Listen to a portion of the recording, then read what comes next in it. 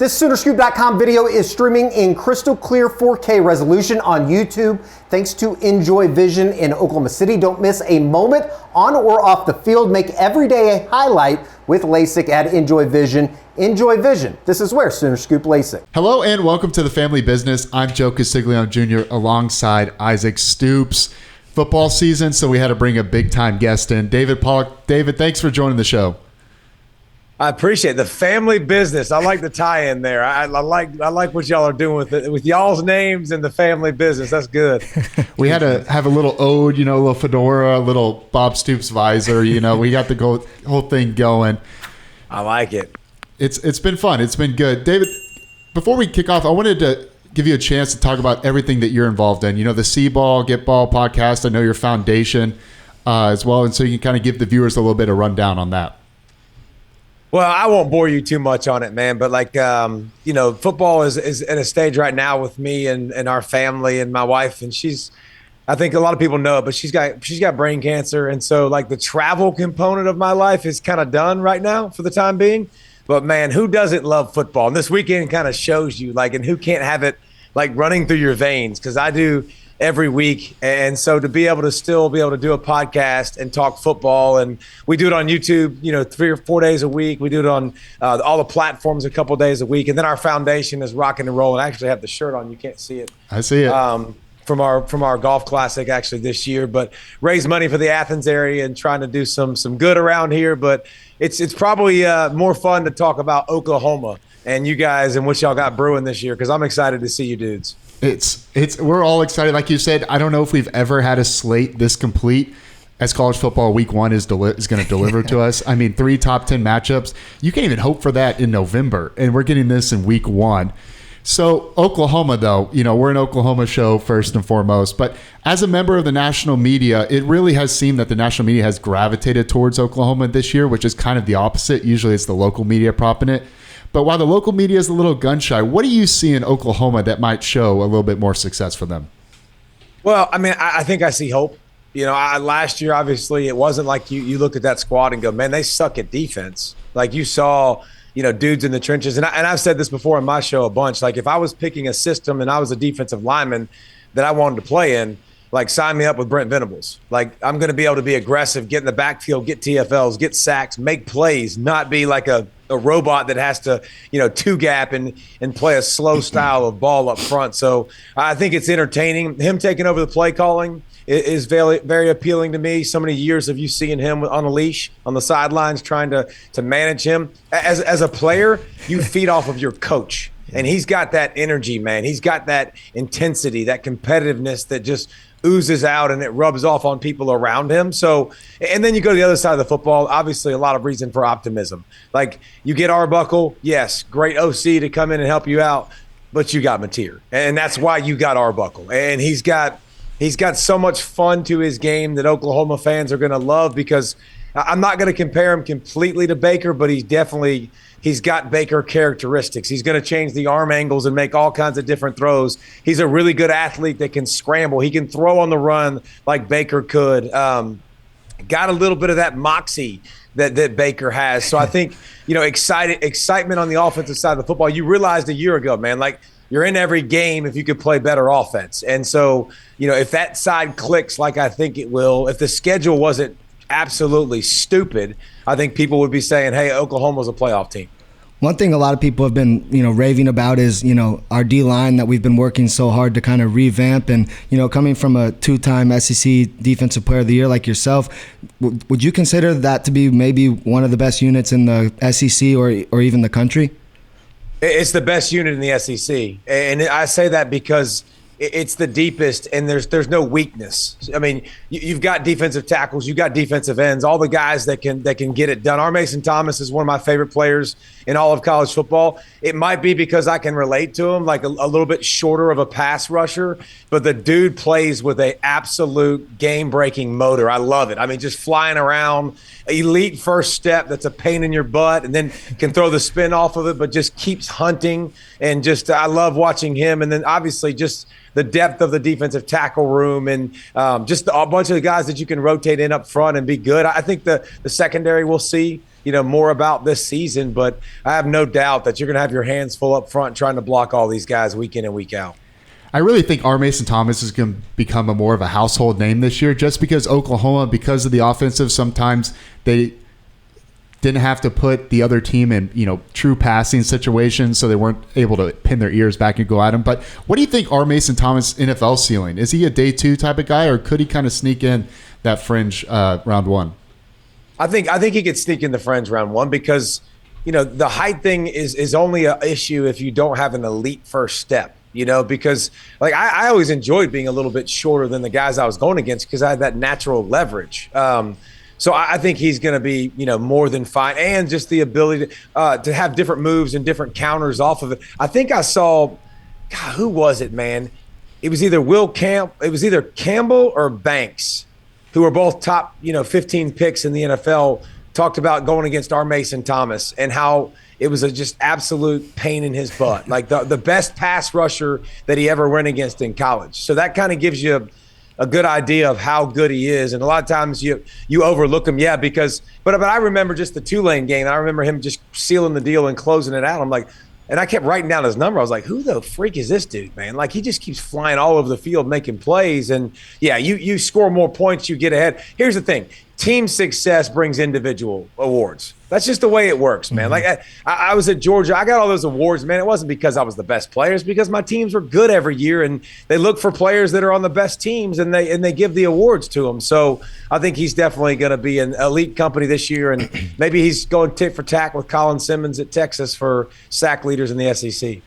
We were talking earlier just, about looking back on last year. We had, historically one of the worst offenses OU's ever had.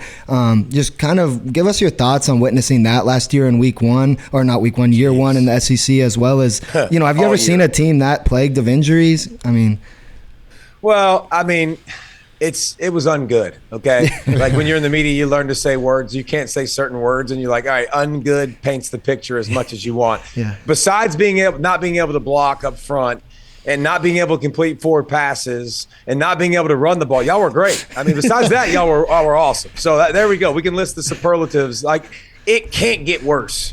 There's no way. And that's why you go to Cal to grab a running back, and that's why you got your superstar QB now at that spot. Like, you get some of those.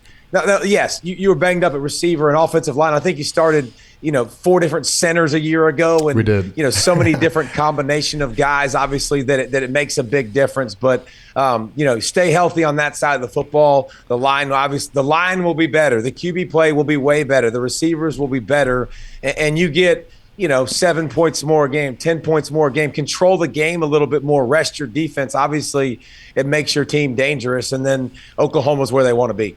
There was a couple times last year where it can't get worse. So you say that kind of gives us a little bit of PTSD because it can't get worse, and then the next game it would. But there was that Alabama game. Remember that one? Yeah. You know what? We'll always have that to remember the year by. It's still, even as an Oklahoma fan, we're like, what happened? And I was just along for the ride. I think Jalen Milroe and the rest of the Alabama Crimson Tide were also asking that same question. But just kind of bring it off topic real fast. Jackson Arnold moves to Auburn, of course. Do you think Jackson Arnold can have some success going into Hugh Freeze's system? Well, I'll put it to you like this, man. That system is set up to succeed. Mm-hmm. They've got the best 1-2 punch at wide receiver in the country with Singleton Jr. and Coleman. In the country, not just, in the SEC. Like, so good. Offensive line is really good, really experienced.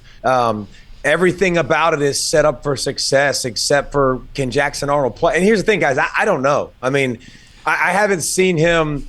If I go watch his high school tape and you read the recruiting stars and you read all that stuff, yeah, like the kid's got, obviously a good arm. He's got good wheels. Either way, the way they beat Alabama is why he's at Auburn. The way y'all beat Alabama, because if you can beat Alabama, they want you at Auburn. And it was his running ability, running downhill the whole game, and his toughness. That dude, that's the one thing that impressed me a year ago, man. He got whacked over and over again. He got benched, and the dude balled when he got in there, and he got opportunities. So I think Auburn saw that. They're taking a chance on him. If he hits, man, and he is good, like if he's good, Auburn's got a chance to be in that playoff conversation because the pieces around them at Auburn are very good.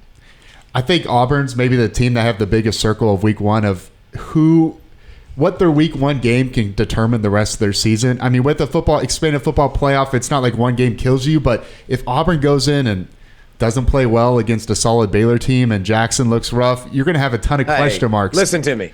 Y'all are struggling in Oklahoma, right? Because you said PTSD earlier, and you were upset about last year and thinking about last year. Try to be an Auburn fan. Oh, no. Like, it's not like 1 year you go, all right, man, 1 year's bad. Okay, reload, we're back. 2 years, 3 years. Okay, they're at year 5 of this now. Mm-hmm. And they're looking around going, what are we? Like, do we belong with like we used to with the Georgias, the Bamas, the Floridas, the LSUs? Like, are we in that conversation, or are we Kentucky and Vanderbilt and down here? Like, that's a frustrating component. Like, this is the most important season for Auburn that I can remember in a long time, because they're trying to figure out who they are. Like, am I a 2 or a 3, or I know I'm not a 10 anymore. Like, the 10's gone. But can I please be a 7 or 8 and look really good in my outfit and have some confidence and feel good? Like, so they're in an identity crisis like nobody else, man. Yeah, this is also just, a big year for our coaching staff, for our program, fans, the team in general. What would you say, hiring a young, explosive, OC like Ben Arbuckle does to spark a program? I mean, you mentioned hope earlier. Yeah, I think that when you first, the combination of Arbuckle and the style of offense that he'll bring will be fun. And guess what? Oklahoma, when you had this thing cooking, like, we can go back to Murray and Mayfield and all the guys, like Jalen Hurts. Obviously, you can go back to all the guys that were exciting. Like, when they had the football on offense, you're like, okay, what's going to happen? How fast can they score? And I think that, like, you get used to that, man. You get accustomed to that, and you want that excitement. So I think bringing some of that back on the offensive side of the football is awesome. And then what does it do? That springs you into recruiting. That springs you into people wanting to come to your university and go, that looks fun. I want to play in that. I'm going to get the ball chucked to me a bunch. We're going to play with some pace. They're going to run the football. A running back, I want to be here. So I think all of it lends itself to each other. But I just think it was so important for Arbuckle to step in week one with his quarterback, man. And his quarterback step in with him. Otherwise, you go, okay, they're reloading and trying to figure this out on the fly. What you do well, what you don't do well, what you like to call things, what you don't like, what plays. Like, I gotta get a comfort level with my OC to go, I don't like this. Yeah. I don't want to run X, Y, and Z. When you're new with a guy, you're like, all right, I don't want to be a prima donna. I don't want to be a butthole. But once you've had that relationship and you've had success and that's built, man, that's a big deal to come out the gates and have success and not have to grow into that, especially when I play a Michigan, a couple weeks into the season. And, I mean, it's no secret, especially when your head coach is on the hot seat in any more college football, there's not a lot of time for teams to grow or programs to necessarily grow in the same fashion that they did before. And then bringing in Mateer, you saw it last year with the success of Pavia and Beck at Vanderbilt, at a different scale, but you saw success in the kind of, that what those both brought to the program. But where do you think Mateer ranks in the SEC quarterbacks? I mean, you look at the top 5 quarterbacks in the country, and you see a lot of the SEC quarterbacks, including go ahead. And there's a lot of them that will be in there. Yeah. Because Arch Manning is a guy that hasn't really started. Like, that, what is he going to be? Gunnar Stockton, what is he going to be? Ty Simpson at Alabama, what is he going to be? Like, I think that's the upper echelon. Like, Garrett Nussmeier, you know who he is. Like, you've seen that at a really high level. Lenora Sellers, like, don't sleep on him. Like, that dude, he's a tank, man. That's like tackling an SUV every single play with his size and his physicality. So DJ Lagway has proven himself in a short period of time to be really, really good. Mateer, man, I gave you some of the stuff in the beginning. I like his ability to run. I like his ability to play make, because it's another thing too. It's one thing to, as a defensive guy, I'm just telling you, like, to play the first play ain't that difficult most of the times. Like, by your formation, by your splits, by your tendencies, like, down and distance, a lot of times I have a decent idea of what's coming. But when I have a guy like Mateer that can take that first play, it's gone. 1 read, 2 read, it's gone.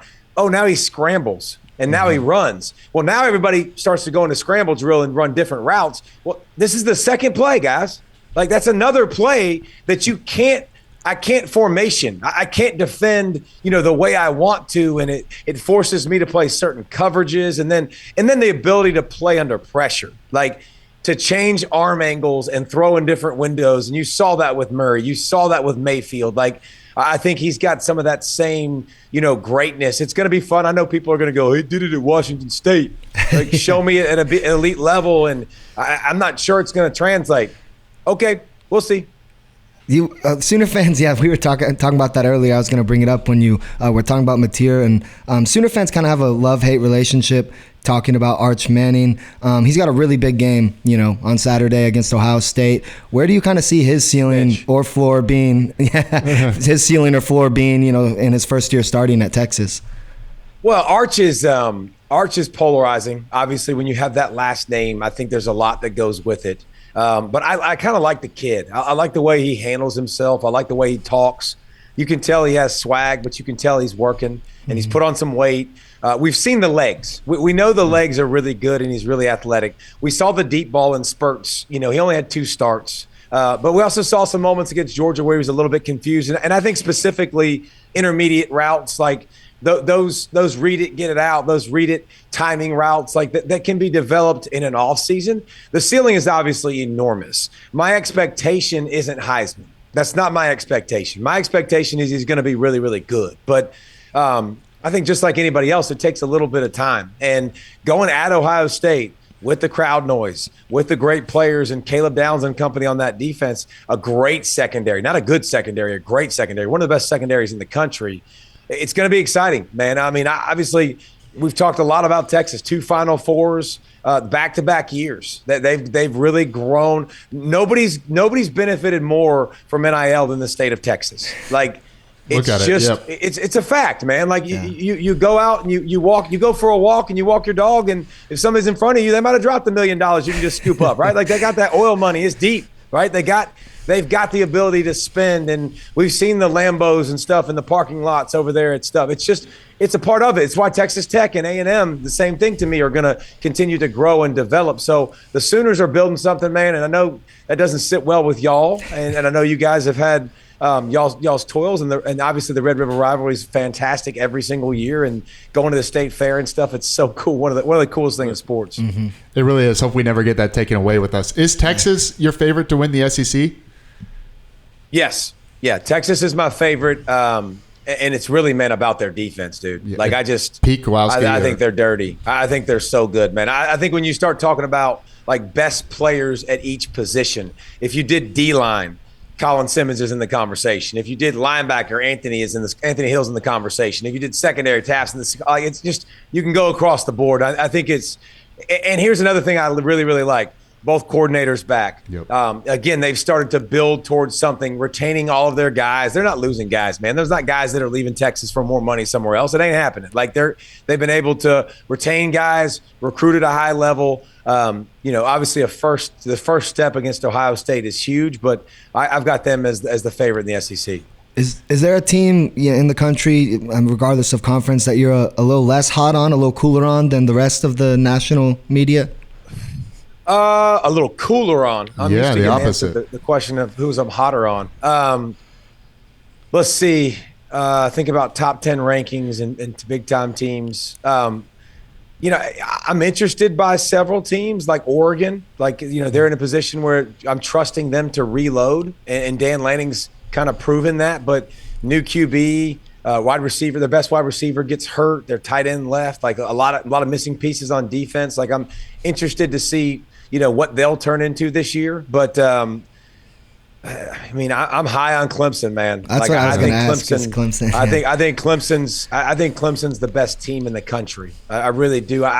When I looked at Clemson, obviously since Venables left, that defense has definitely looked different. It doesn't look as intense. It hasn't been as great. Tom Allen comes in now, and I think that's a great fit, man. Like a glove to a hand type of a fit. Like, in that system, in that culture, they've got 2 first-round defensive linemen. They got a first-round corner. Like, they're stacked across the board. Cabe Klubnik's, a baller. Like, I think the SEC's wide open, man. Like, I really believe more than before, before. I could give you 11 to 12. I could give you 12 teams realistically that I'm like, all right, it wouldn't shock me if they played for the SEC championship. Like, I would even throw Missouri in there. Like, with their schedule, like, it's easy. Yeah. It's pretty decent schedule that maybe they're in the mix and they're edge players that are really good, and the quarterback comes in and all of a sudden they're balling with Bo Prabula and it looks good, and then they're running the football. I mean, so it's as wide open as ever. NIL has changed the whole landscape of college football, man. Nobody's going to sit on the pine anymore, man. Like, I'm not going to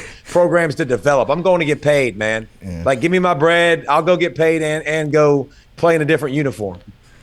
It's hard. Oklahoma fans are already looking. They're going to enjoy week 1, but they're already looking towards week 2, with the game with Michigan.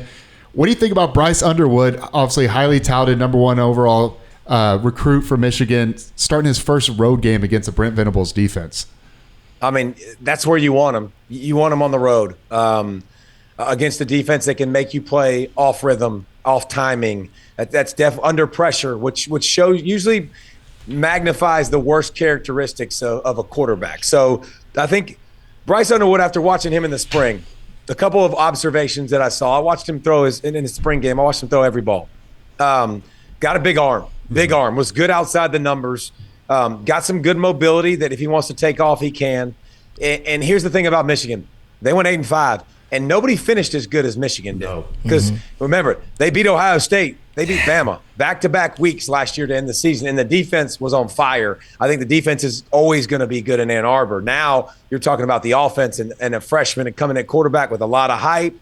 And last year, Ashton Jeanty, boys, just think about this. Ashton Jeanty rushed for 1,000 more yards than Michigan's total team threw for. Just think about that. Like, it can't get worse. Like, at quarterback. And so if it elevates a little bit, this is a team that's going to bounce back. I think Michigan and Oklahoma, either one of those teams who win that game, will have a chance because of that win to be in the college football playoff. I'm a little biased, of course, and why I'm going to pick Oklahoma to win that game, but I also think it is very critical that Oklahoma gets this game week 2 of the season just because of what you said, kind of the projection of Michigan last year. I mean, Michigan can be a whole other team, when Bryce Underwood has 8 starts and he's kind of, he's a true freshman, but he's a sophomore, in headspace. And so them getting that game so much earlier in the season is so critical for them, especially with the back in their season, if they can get a ranked win going into that. I mean, all eyes are going to be on that. Week 2 slate's a little bit weaker, where it's a big game for the program and a big game for the future program. What do you think about, you touched on it a little bit, but what do you think about Brent Venables taking over the play calling duties for defense? We've had a lot of offensive play calling head coaches here or even across the country, but what do you think about a defensive play calling head coach?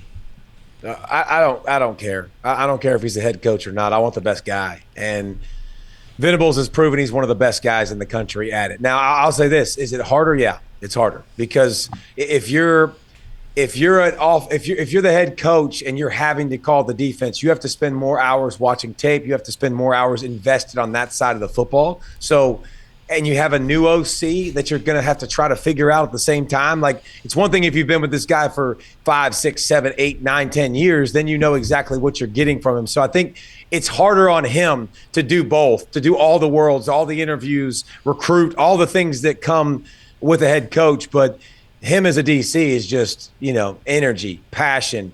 He's going to demand it of everybody. They're going to play smart. They're going to play disciplined. They're going to play sound. One thing you'll notice this year, Oklahoma fans, you're going to be waiting for the call to the very last second.